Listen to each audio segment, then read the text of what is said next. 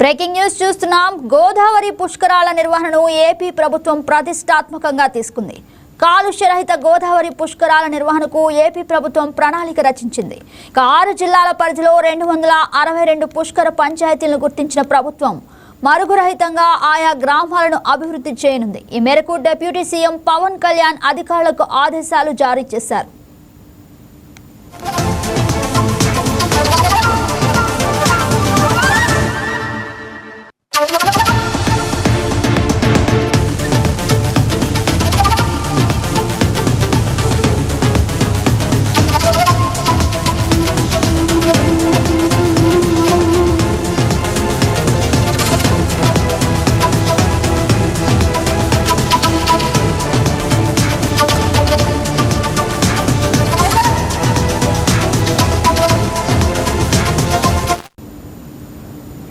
Breaking news చూస్తున్నాం. గోదావరి పుష్కరాల నిర్వహణను ఏపీ ప్రభుత్వం అత్యంత ప్రతిష్టాత్మకంగా తీసుకుంది.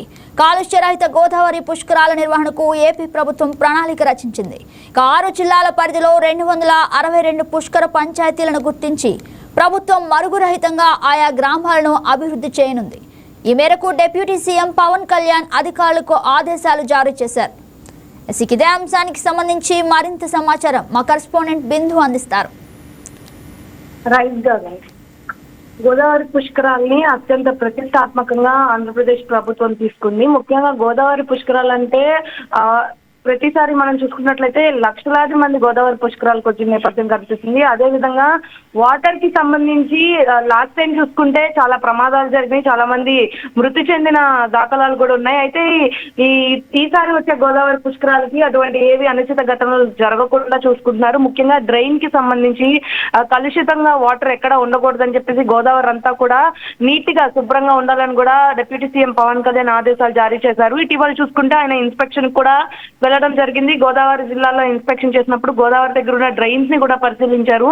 మురుగుగా ఉన్న వాటిలన్నిటికి కూడా సరైన పరిష్కారం ఇవ్వాలని కూడా చెప్పడం జరిగింది. అదేవిధంగా అదే సమయంలో టూరిజం మంత్రిని కూడా ఆయన హెచ్చరించడం జరిగింది.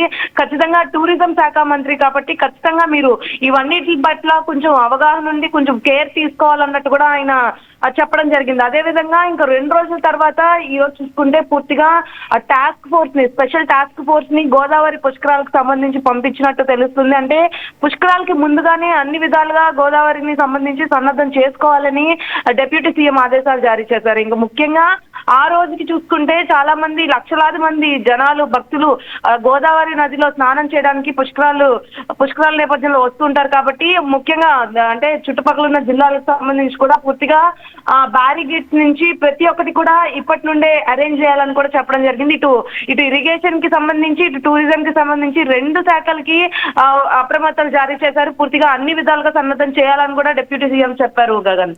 Yes, right, Bindu. Thank you for the update.